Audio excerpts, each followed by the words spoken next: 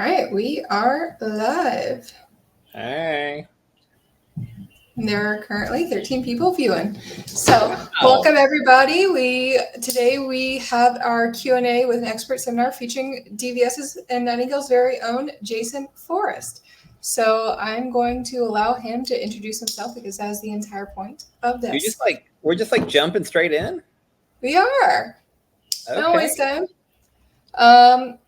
Going forward throughout the talk, Jason is going to pause for questions after different sections in this talk. So if you have questions throughout, feel free to post them in the chat and we'll address them as we go. All right. So I guess so the question I would have is people should ask their questions, put it in the chat, and then I'll just stop because it's like kind of three big like chapters you'll see. And then I don't know if I can see the questions because I'll be sharing my screen, right? I'll move them to the stage so you'll be able to see them. All right, cool. Let's see, sharing of the screen. Ta-da! So you can see this, just the cover. Indeed. Wait, cool. Not me. Well, hi everybody. I'm Jason Forrest.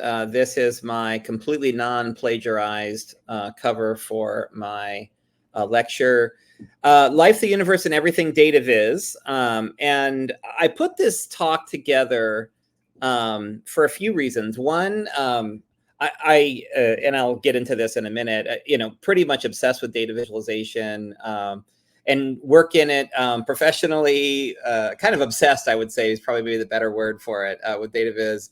And it really is like it's my job, it's my passion, and to a degree, it's even the thing that I do when I want to have fun. And so, yeah, obviously this is a riff off of the Hitchhiker's Guide to the Galaxy. This was I believe the fourth in the trilogy of four, I think is what they call them. And if you have any familiarity, it starts the book very famously with the phrase, "Don't panic." And honestly, I think when we're talking about data viz, I feel like this is a very, very true sentiment, right? There are so many times we're doing something and all of a sudden we're like, I've never done that before. Wait a minute, where did the data go? Or like that code didn't show up, or yeah, merge requests. So don't panic. I want to start this talk by saying, don't panic. So who am I? Jason Forrest. I am here in New York City. I am a designer and a writer. I was a associate partner at McKinsey & Company, where I did a lot of their more high-profile projects, and I will talk to you about that in just a second. I was the director of the Data Visualization Lab, and that was kind of like an agency again inside of McKinsey, and I'll talk about that in a second. And I left McKinsey and started a new agency. And then, of course, I am the editor-in-chief of Nightingale. But like I said before, I'm really a person that's just really, really, really excited about data viz.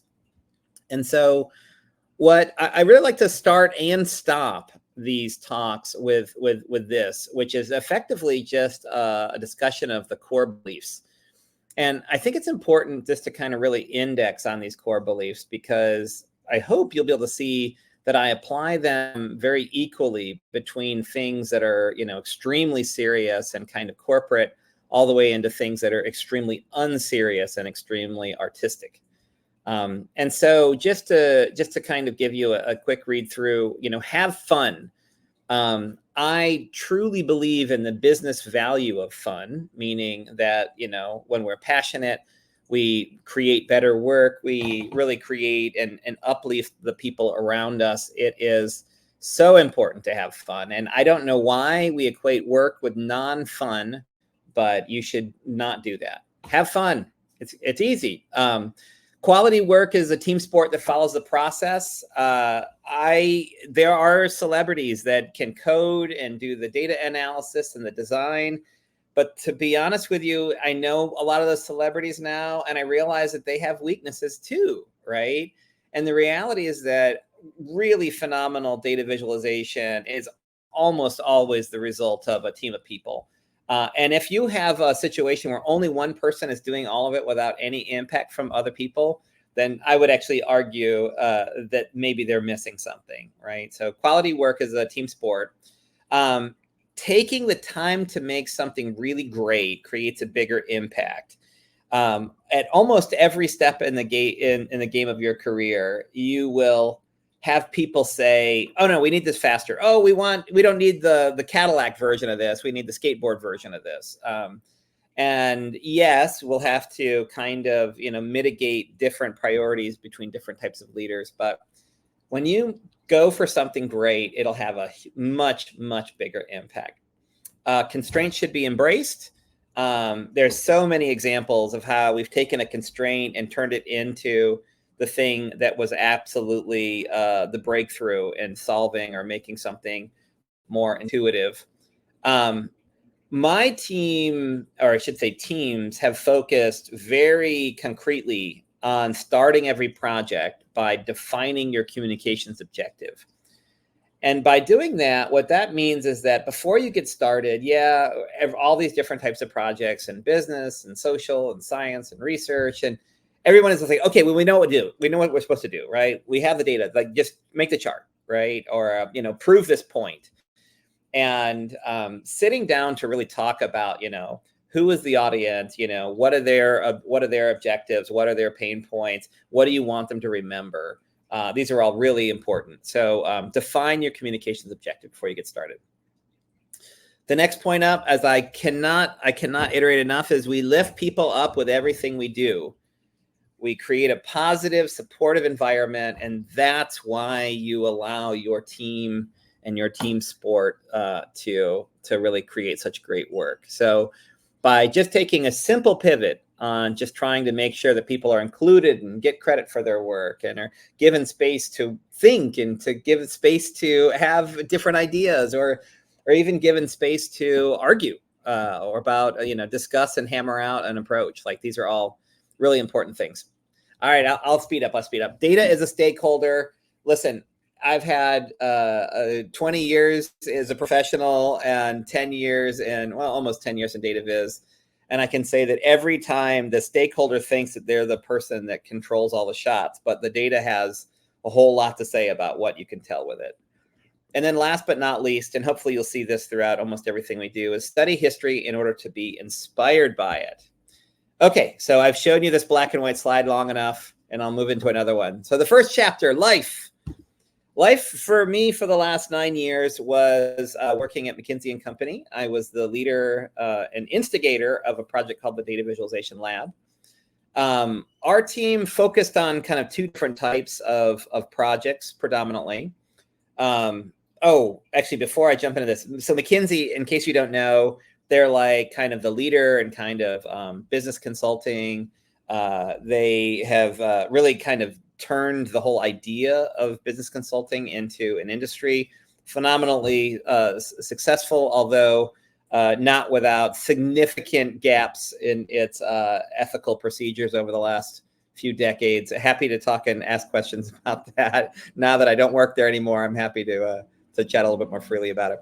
At the same time, McKinsey worked at about 45,000 people in 72 countries around the world, and did a tremendous amount of really incredible work too, not only in kind of highly ethical and mission-driven work, but also unlocking lots of new types of businesses, industries.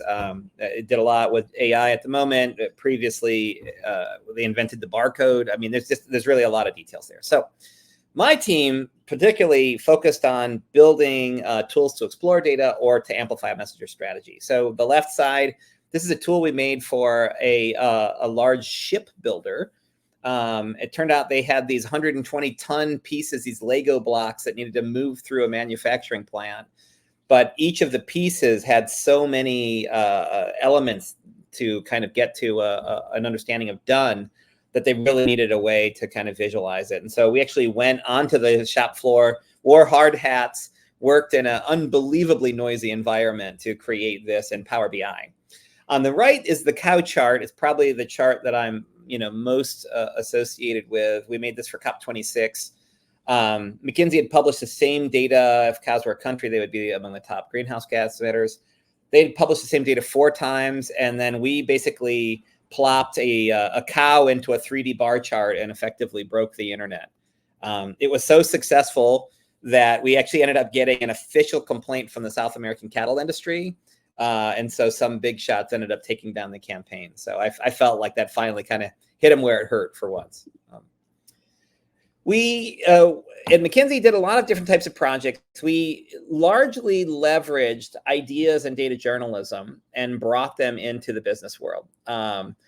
We tried very specifically and very consciously to do lots of different types of work and lots of different types of industries, and to kind of take the approach of explaining data in a more kind of humanistic approach in a lot of different, really, aspects of communication in general. This is a project we did for the Perkins School for the Blind.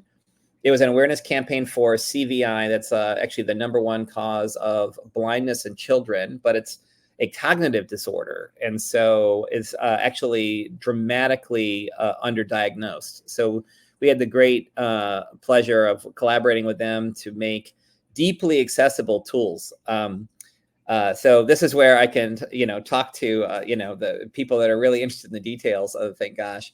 When we think about accessibility in charts, I think that a lot of the space has been given over to color and labeling. There's a lot of, people working with sonification and things like that. But that's really not where the battle is on accessibility. It's in the code. And so what you see here is a county level US map. So basically 3,300 counties in the US, there's more. But we actually were able to deliver something like 14 different metrics, all interactive with cursors and tabbing and a variety of different functions. So we were really very excited. And then, as you can also see, we really tried to humanize the data by doing interviews with some of the different kids that had CVI at the Perkins School for the Blind. So that was a real career highlight for us to really get to know, in this case, Tina and Zeke, as you can see here.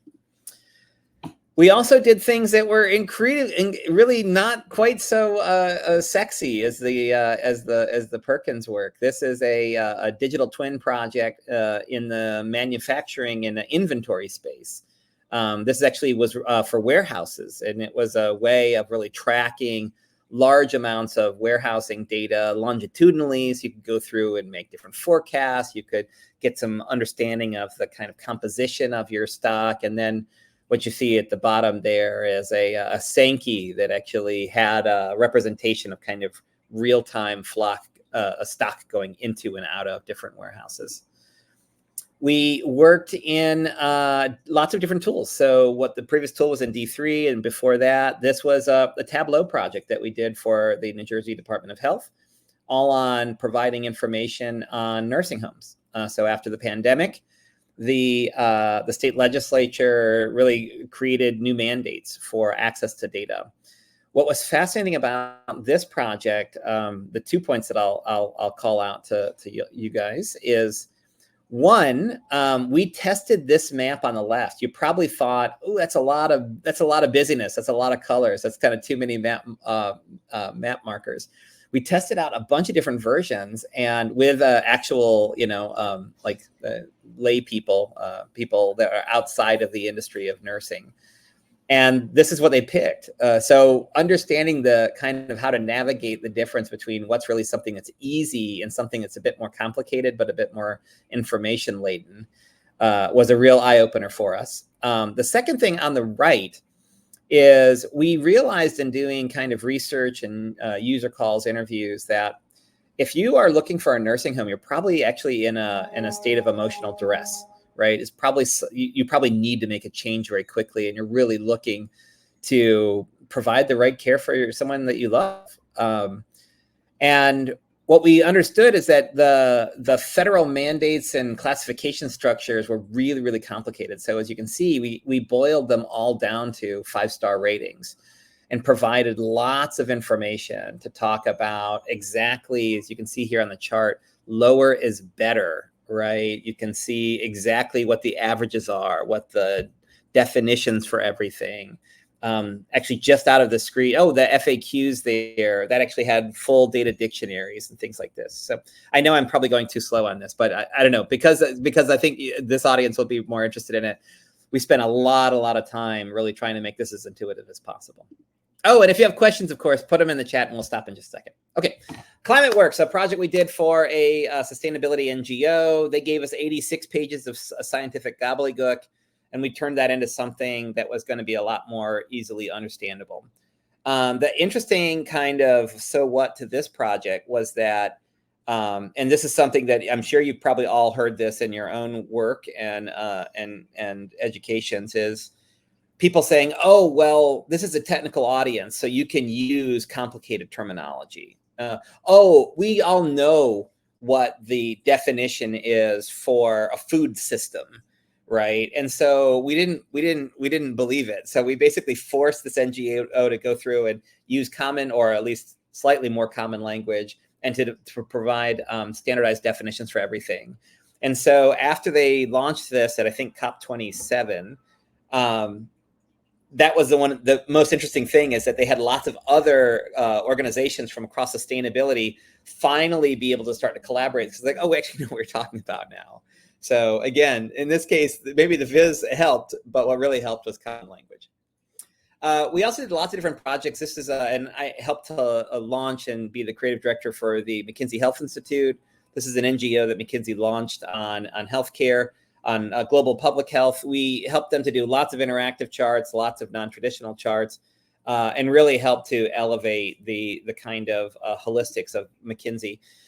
And again, I had a great time at McKinsey. You have a lot of respect for those folks. Happy to really espouse how great the experience has been, and certainly how generous they have been for me. But I had the opportunity to leave and form my own agency. I came up with the incredibly creative title of the Jason Forrest Agency. And I wanted to show you two things that I'm very interested in at the moment. The first is that I've gotten very excited about the near-term future of data. So what am I talking about? I think that when we think about the Moore's law of always being kind of more data, more speed, more memory, we largely think about sensors. And those sensors, the growth of data kind of holistically, I had always thought about those sensors being in autonomous vehicles and really in transportation. But I went to a healthcare conference and I realized that there's so many more sensors that are happening in healthcare, not only in personal data, but also in organizational data. For example, often nursing staff wear a little smart panel on their scrubs, and those scrubs help them to understand exactly where they are on the floor and if they're kind of being balanced for care for different types of use cases. Additionally, there's a huge amount of data that's going to come in from AI. And so I've been thinking about these as really kind of structured versus unstructured data, and how we're really going to be thinking about how to use these massive data sets to really calibrate this kind of ocean and flood of data that's coming towards us. The other project that we've been working on with the new agency is this is the first time I'm showing this to anybody. So it's a really interesting project we're doing with a family office in San Francisco to create a series of policy recommendations about trying to reduce the impact of homelessness in San Francisco. What you see on the right is basically a network diagram that you can show the connection between the 3 phases of homelessness and 250 service providers and where their funding sources are. We also have a persona base where you can see different kind of archetypes for unhoused people and exactly what types of service providers they would they would be a part of their journey. And then the Sankey, I did that one. I'm proud to say that's a 100% Jason Forrest original right there, which really shows you the flow of people kind of through the homelessness journey. And of course, unfortunately, back looping through. And this is all data that comes out of the latest, what they call PIT counts, which is a way for them to count unhoused folks in San Francisco for 2024. So yeah. So before I move into the universe, are there any questions? So hi, Lucia.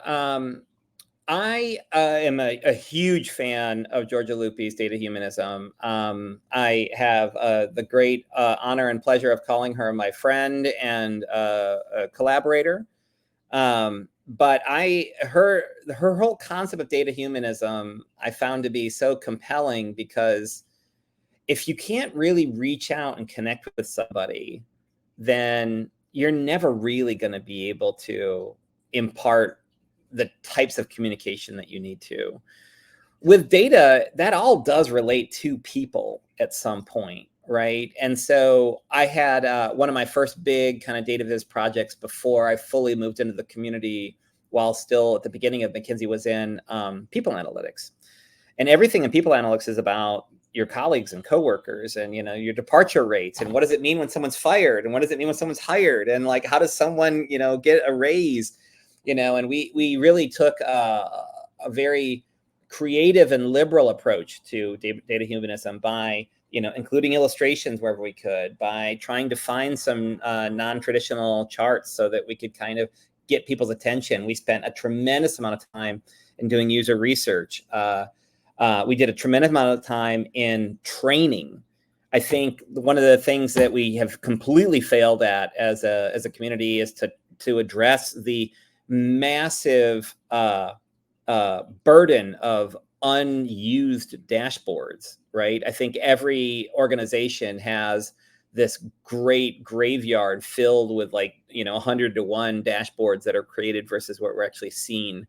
And it's because, the analyst presents the dashboard and then they go on, but no one's training people how to use it. So yeah, I can talk about this for hours. Any other questions? Data viz and design systems. Oh, wow. Okay. Thanks, Tom. Thanks for the softball question there, buddy. I have a lot of thoughts about this. I have done a lot of work in this. I think it's kind of a rite of passage as you kind of move into different phases of your career. I have a lot of belief in a systematic application of data visualization. I would say that every data viz is its own system. I feel that design systems went from being a great way to modularize code, modularize design, to being a series of kind of rules that were used to kind of embarrass and or repress creativity. So it's kind of a funny, it's a hard balance, right? Because on one hand, there's so much that's needed to create, equitable, scalable data visualizations. And on the other hand, everyone knows color's hard, right? Charts are hard, right? Like when you put the real language and the real, titles for something in, they don't fit most of the time, right? And so, yeah, it's really tricky. I will say that when I started in data visualization was when the atomic principles were happening at the very beginning of kind of design systems. And what's interesting is that I do think that they've become a lot more localized, meaning that we kind of stay really true to the core attributes of a design system while being a little bit more flexible when it comes to how people implement it for kind of specific projects. Cool. All right, well, I'm going to jump back in here. Oh, gosh. All right, what's it now? Come on, put it back up. Let's see it. And which one's Kafka?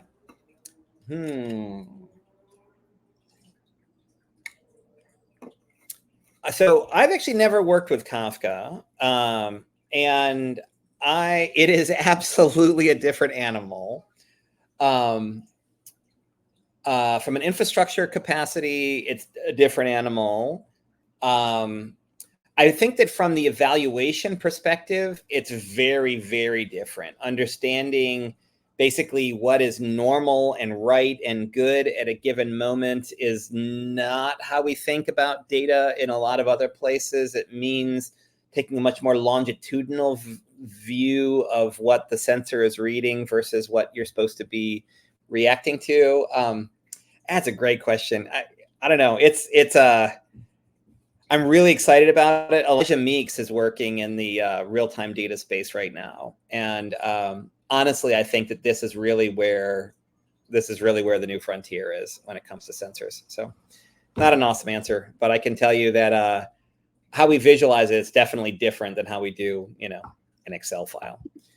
All right, back in. Okay. Ooh, I always like this. Okay. All right, the universe. What's going to happen? Sales pitch. Boom. Nailed it. Nightingale Magazine. Hopefully you've all heard of it. Nightingale is the journal of the Data Visualization Society. About 2 years ago, we started a print magazine. We've got 4 issues. We actually have 5. I just got the thumbs up to take it to get printed hopefully next week. So yay! But get your copy of Nightingale. What is it? We started when I started in the DataViz community. There really wasn't a place to publish. There was towards data scientists, towards data science on Medium. There were like peer review journals, IEEE, but it wasn't like a discourse, right? It wasn't like people talking about different things. And there's certainly no place that had a specific focus. Market Press Cafe was phenomenal, but again, was more of a zine than really a community. And we really think about Nightingale as a community celebration, mainly because without the thousands of people that have published with us, it certainly just wouldn't exist. There's a lot to talk about in Nightingale, but what I would say definitively is that we have been very focused on trying to encourage a more diverse conversation about what is data visualization. That can be on topics like accessibility, but it can also be more about career advice. It can also very much be about who's doing the storytelling. And often, as you can see in Nadi Bremer's example here, like, why 3D isn't such a bad idea sometimes. So we really try to make Nightingale to be a little provocative, right? Because if it was all the stuff that you had expected, you wouldn't be as interested in it, right? And so really kind of trying to push our content into the parts of the community that either hasn't really been that vocal, or even ideas that are kind of talked about in individual conversations, but not kind of in a larger context. We really like surprising people, and so we also have a kind of a sub chapter called the Kids Table. I don't think I have any examples of it right here in this one right now, where we're going to be doing some more fun bits and pieces. We did a board game at the back of issue 4 that's kind of a bit like Chutes and Ladders, but a little bit more collaborative. It's pretty good game. And we the next issue is on the subject of nature. And my favorite article is about how nature is used in video game design. And so that's kind of like maybe a great example of how we like to think about content for Nightingale Magazine. So the last thing before I stop and answer questions, I'll stop sharing my screen again. So let's get those questions going in. But you can write for it too. So it's so easy. The email's all over the website. We pay every author $50. We pair you with an editor to do all the copy edits and to make sure that you're proud of it. We publish it for you and we market it. So it's a pretty good deal. We're always looking for collaborators. I mean, literally, Nightingale is for you in the community. So please take advantage of it. We'd love to publish your writing. Any questions about Nightingale? Oh, what do you think about using material and sounds for people with blindness? Oh my gosh, there's so much to say when it comes to working with blind people. First thing is when people working with screen readers, they listen to websites at 3 times normal speaking speed. So it's really like,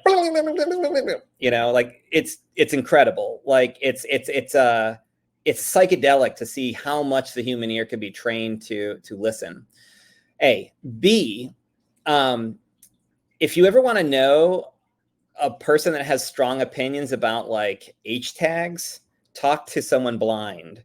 They will have very, very hard understandings of what H3 means or H4. So when visualizing, especially with like basic sonification, I think that we've done them a real underservice.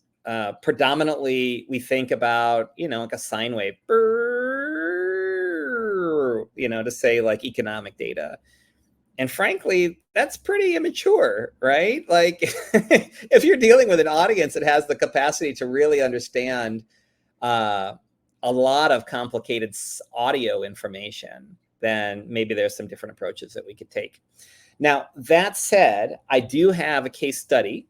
There was a team at NASA that was doing, I saw this at I/O. Actually, came up in like a side conversation at I/O a few years ago. There was a team at NASA, and they were starting to use sonification data to interpret information from a satellite. Because basically what would happen is a satellite would basically be scanning in certain sectors of space. And whenever it came across, let's just say, celestial bodies, there were different ways that it would kind of play back the signal, that visually it didn't really make a difference. But what happened was, to my point, they actually pulled in a blind person that had been working in this domain of like highly specialized audio sonification. And they were able to really kind of uncover quite a lot of new research just using the basic audio of the data. So pretty cool. Any other questions? Is there a backlog of topics? Awesome. Thank you, Patrick. No.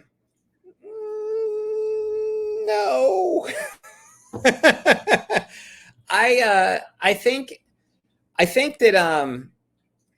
think there's a backlog of topics that we've covered. How to choose a chart, why pie charts are good or bad, rudimentary accessibility. Those definitely have been covered, and we still publish people's articles because they still come in. They always do very well, kind of foundational stuff. What people love to read is about personal stories. We have a series called Data Horror Stories. Those are always very successful because it's usually someone who's fairly well known saying when they failed, they were like, oh, I didn't know how to count the data, or I needed a data scientist and I didn't have anybody to work with, or whatever. I couldn't code it in time, or I overscoped, or blah, blah, blah. So those are always very successful. I think the other thing that's always very successful is when someone kind of makes a stand by either digging into a subject that becomes like something you can see that they're maybe a little too interested in. And I'll use this as an example for my own work. I'm so excited about DataViz history that when I tend to write about those articles, they end up being really long. And you can kind of tell when someone is really doing the extra work. So yeah, passion. There we go. Never enough passion in the world. So, okay, jumping back. Oh gosh. All right. What is it? I appreciate you said earlier that many issues accessibility existing code. Oh my God, could not agree with that anymore, even though you're agreeing with me. Someone without access to so there are a few. I mean, Frank Elavatsky's work is stellar. He just came up with a new framework, I think even this week, I think it was Wednesday, that is specifically jumping into the code. There is another framework that we used on Perkins. And what was so amazing about it is that it didn't meet some of our functionality needs. We were working with also an accessibility coach from Perkins. And what was so great about it is we pinged the developer and they wrote us back like within 15 minutes. So the coolest thing about accessibility on a coding, from a coding capacity is that it's still so new that you really have the ability to be a part of the solution, right? You have the ability to be a part of how these problems are solved. So that's a lot of fun, and of course, like super rewarding. Okay, back in almost to the end of this sprawling life, the universe, and everything. Everything, yay! So this is where I like to talk about my historic research. And I'm going to show you a piece. I'm going to show you two things here that have really never been shown before. So as I got involved in data visualization, I got really involved, again, obsessed with the data viz of W.E.B. Du Bois and his charts for the 1900 Paris exhibition. And there's plenty of articles that I've written about that. And as I was going through and reading about this and really kind of discovering and, taking my time just to learn about the whole history of data visualization, I stumbled onto this. This is what we call a synoptical chart. A synoptical chart is a chronographic, so kind of like an alternate view of what we have for timelines. And what you're seeing is actually this is the only collection of these four pieces, because this is a part of the New York Public Library. And in their wisdom, hopefully you can see my cursor, but they cut this map into four pieces. And it's huge. It's actually about 5 by 7 feet. And what this is a history map of the United States. Every state is a column. The time starts at the oldest at the bottom. I think it's 1496. And then it goes to the most recent data at the top. This is because Scaife wrote, even in his research, which I'll show you again in a second here, that it's almost like time, right? In time, the oldest things are buried on the bottom. They don't really have as much detail as the things that you're going to uncover from a few years ago. They're going to have more nuance and more familiarity. And so that's what you see here is really this kind of view of American history. The red are wars. The big kind of colored sections are kind of like the colonial occupations as the U.S. was kind of formed. You can see period of discovery, French possession, and then it turns into, with the Constitution, political parties and presidents. There's a lot of phenomenal information here, and there's really a qualitative approach to scale, right? So these were actually designed. Maybe I'll move to the next page. These were designed as charts. Like posters in a school classroom. There's Arthur H. Scaife. I went so insanely deep on this research. I tracked down personal letters with Arthur Scaife's children. This is actually a picture. I don't know if you can see it. Ooh, it worked. This is actually one of his. These are his Scaife posters in the lobby of the county store in Victoria, Canada, which is outside of Vancouver. I found the original documents to to get a copyright, and then this was actually his sale catalog, where he talked about how much they could charge. This is actually another chart that I also found. But what's interesting about it, you can even see here, is that their approach to detail, right? So because it was so physically large, you were designed to kind of see one type of data when you literally sat at the back of the classroom. And as you moved closer, there would just be smaller text that would be more and more visible, and to the point when you got to really small and dynamic texts. So the synoptical chart was something that I found to be so inspiring that we actually made one for McKinsey. This is what they call a firm history map. We based it off of the New York version. What this is showing you is 96 years of McKinsey's history across 14 different data dimensions. To the left is basically, to this part is really about how McKinsey grew. In the middle of it is really about historical events, both within McKinsey and then kind of contextualized outside of McKinsey. And then this is like the growth of different sectors of business and things like that. It was very successful. I ended up traveling the world. This is in Japan. This is in Denver. This was in the New York office, but we also sent them into Europe and South America. And we made an interactive version. And so what's so fascinating about this picture that I happened to catch is this was actually the new employee orientation day.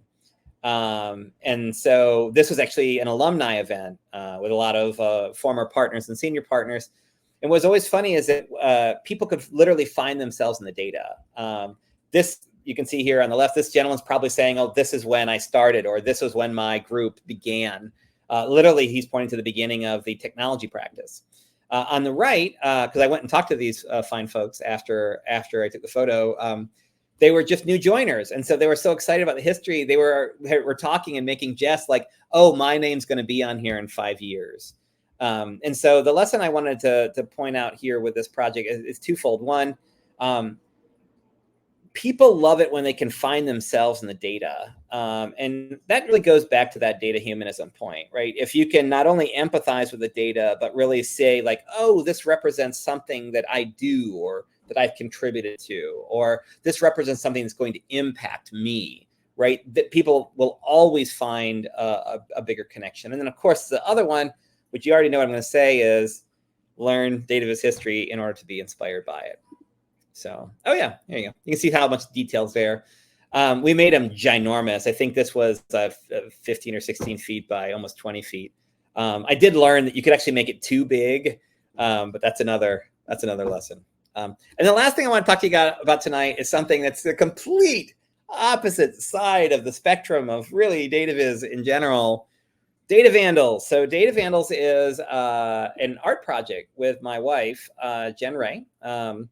And we're really trying to tease out ideas of isotype and data humanism, and to really make it much more of an activist kind of a project where we really take data to the streets, where people really least expect it. This is just an overview of some of the stuff. This is my son, Max, right there. And of course, the second time I'm hitting you guys up, we're having an exhibition in New York City, our first real gallery show, September 27th. It's called Hello from the Data Vandals, or Free as Air and Water, or Whatsoever Things Are True. And it's really all about, it's at the Cooper Union, which is one of New York's design schools. And it's really about the East Village and the art school and Peter Cooper and New York City data. It is supported by Flourish, which means that they're paying for the drinks. But it also means that there's all kinds of Flourish tutorials and workshops. We're actually considering the whole weekend to be an event. And so we actually have something like 14 different events, lectures, a walking tour, a panel lecture, 2 or 3 workshops. Gabriella from Accurate Studio, one of the biggest data viz agencies, he's going to be doing a hands-on workshop about data portraits. We have a whole movie and comedy night that's happening. So you really got to come. It's going to be, I think, really one of the, we hope it's kind of a big deal. So hopefully you can make it. This is a sketch. We're starting again with history from the 1600s to the present. And the whole idea is not even just to put all the data on there, but to kind of show the data that, I don't know, could change your perspective on things. And so, for example, as we started to dig into the historic research, it's on Bowery, the street, the Bowery. And that is the name of the 4 farms that started, the first developments in Manhattan, and Manhattan itself is a name derived from the Lenape Indians and the first people that were here. At the same time, Peter Cooper, who is the benefactor and namesake of the school, made his millions with glue. He made so much money with glue, and actually had created some economic disasters that he then pulled all of his money into other types of innovation, including at the forefront of steam engines, and then became really involved in politics and social policies. The Cooper Union was actually the meeting ground and the place where the NAACP was established. He went out of his way to create the first school for African-American women in New York City. He created and gave whole floors over to the women's suffragist movement when they were really not really given a lot of space around the rest of the city. So again, here I am lost in a tangent on the East Village and Peter Cooper, but that's the glory of DataViz and Data Vandals, is that you talk about the subjects, and that's what the Data Vandals is here to do, is to kind of take data and present it in a way that you would never expect it. we got really involved in push carts, right? So, you know, the story of immigration in New York is the story of the push cart, because as every wave of immigrant came into New York City, they would find different things to sell, whether they were niches or oysters to things like sunglasses and shawarma. There's a whole history of this. And so this is our push cart. You can see here on the left. It takes the format of an Amazon delivery device, a hand truck with a bunch of boxes on it. It actually has, it's a working merch stand. So you can actually buy some of our t-shirts like this one. Let me zoom in on that puppy. That's right. We did the math. There are enough cockroaches in New York City to fill 8.7 Chrysler buildings. Yeah, come to the show. Lots of fun stuff about really the economics of New York, which is definitely a mainstay. Last summer, we had the opportunity to go to Linz, Austria. We given the opportunity to work with an art school there on the event of their 50-year anniversary.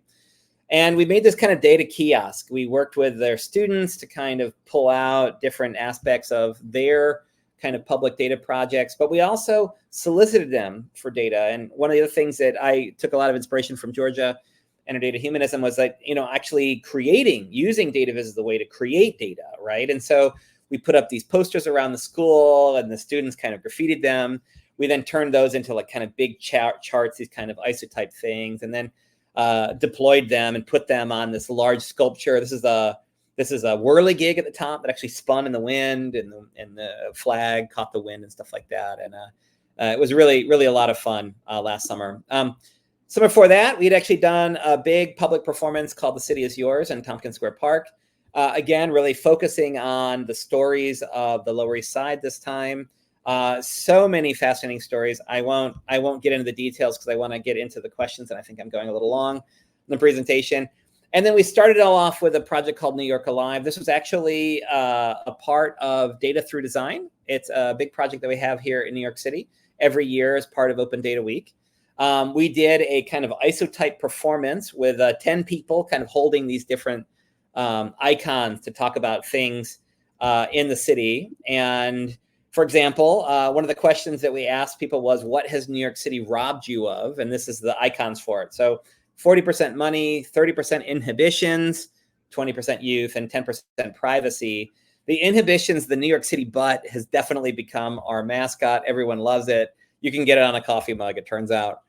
We also put them on the link kiosks and basically need to get back to that. And last but not least here, Data Vandals. Our website is a live webcam to Times Square. And so I just threw some different versions of it up because I actually really like going to the website just so you can see what's happening in Times Square. And it's really fun on New Year's or when it snows.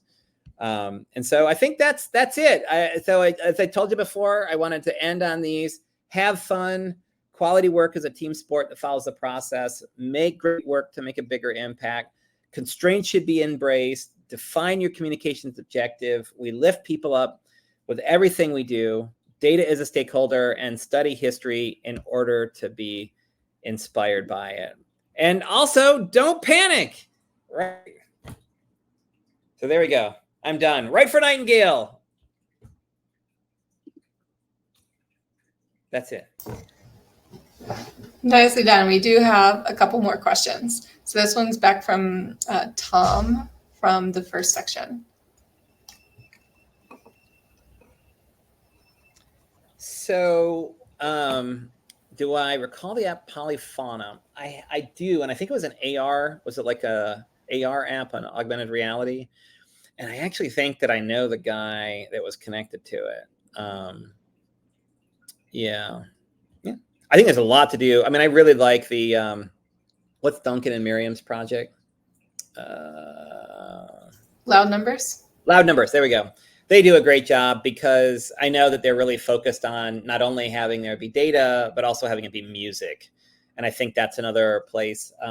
The one thing I'll say, last thing on, maybe not last thing, but another thing I'll say about sonification was I feel like people have forgotten and overlooked the #1 sonified device. Heartbeat monitor. right?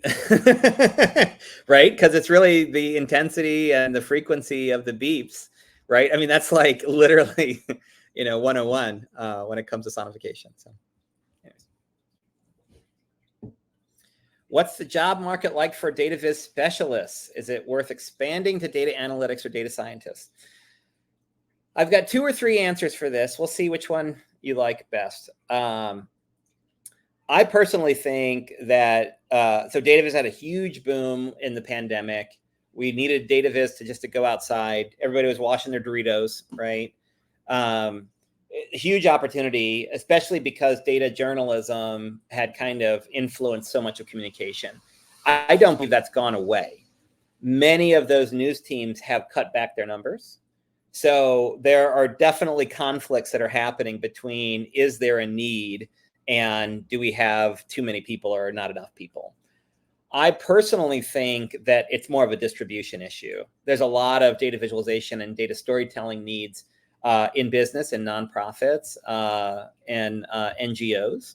And maybe a few too many folks got into journalism. I will say the pay is a lot better outside of journalism. So I think there's plenty of opportunities. It's going pretty well for me since I started the agency.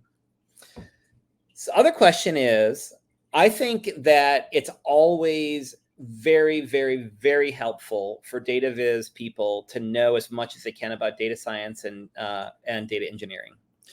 That's going to make you a more multifaceted job candidate.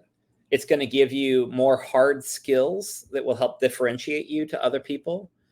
And frankly, it's going to deepen your fluency with data and unlock, possibilities, whether it be in visualizing it and coding it or designing it. So I always really highly, highly suggest for people to dig in on the data engineering side of things too. So yeah, I think so. Ariel, have you seen any interesting historic or current example of data visualization in the state legislature or congressional spaces? So it's interesting that you bring this up, because one of the avenues that I'm exploring with the Jason Forrest agency is more civic tech. And the project that I showed you earlier about homelessness in San Francisco would be kind of one example that is being lobbied very heavily at city government. So there's going to be a mayoral election in San Francisco soon. I know that they have contacts with Newsom and state government, and they're very interested in kind of taking policies from San Francisco and potentially extending out. At the same time, state software development practices are abysmal and pretty bad. It's kind of like the 2000s, the beginning 2000s, when you're dealing with a lot of civic tech. So there's a great need. Now, that said, I recently saw that a few different times in history, they would go out and make really, really elaborate org charts and org diagrams. And that is kind of an interesting backdoor into a lot of government, because all of the politicians want to see themselves on the org chart, right? And finding kind of novel ways of elaborating it and decorating it and coloring it so that there's kind of like, offices and subgroupings of people and domains. It is really exciting for people to get this kind of high level of visualizing complexity. So I think that's pretty interesting too. I think the last thing is that with so much of our public data belonging to the government or needing to have access to the government, it's going to have to all go so much more mobile first, because that's just where so much data lives now. So, a few thoughts. Well, that was the last of the questions in the chat. One final question from me. I recently revisited Elijah Meek's third wave talking about how we're in the third wave. And I was wondering if we are approaching a fourth wave, and if you have any thoughts on that. we'll see if I can come up with one.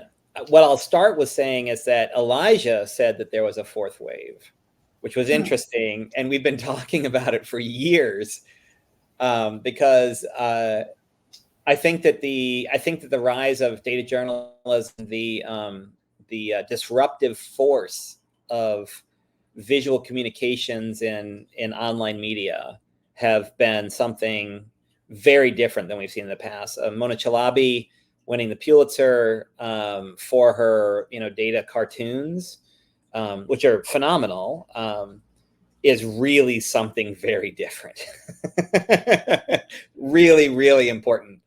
Certainly, the whole generation of Georgia and Stephanie Posavec and Shirley Wu doing things that were much more personalized, handmade, artistic, emotional, has been something kind of, categorically different than the grammar of graphics. So it's very likely that we've already moved past the third wave into the fourth. That said, I actually think that if people talk about lack of jobs in the data viz world, it's frankly from lack of imagination, right? When I was at McKinsey, I would walk into a meeting and say, I'm a magician. And they would say, what? And I was like, yeah, I work in data viz. And they said, oh. And then we'd work together and say, oh, man, you're actually a magician, right? Because when you're able to show somebody a story that they never saw before in the data, it's such a different way of communicating that it's truly one of the most powerful things that you can do. I'll give you maybe another example from today. We're working on a major project on access to healthcare and health equity. And we were doing some charts that were overlaying rurality, so urban to rural scales, with certain types of cancer. And all of a sudden, it came out that there were certain types of cancer that were very obviously more rural than urban. And again, when you can kind of get to that insight by just looking at the data, it's pretty exciting. It's pretty exciting. So, yeah, magic. That should be on all of our blue sky profiles. Magic. Well, thank you so much, Jason, for coming out and talking with us all today. This was a delight to hear your story, to hear what you currently got going on. I cannot wait to attend Data Vandals later this month. You'll see me there for sure. Yay! And Write for Nightingale. Oh my gosh, Write for Nightingale. Oh no, I've screwed up. I put more slides in. Write for Nightingale. Yes. Patrick for sure has some ideas based in the chat. Well, thank you all. We're going to turn off the stream now. Hope everyone enjoys the rest of their Friday. On time, too. Hell yeah. Okay. Bye, everybody. Thanks.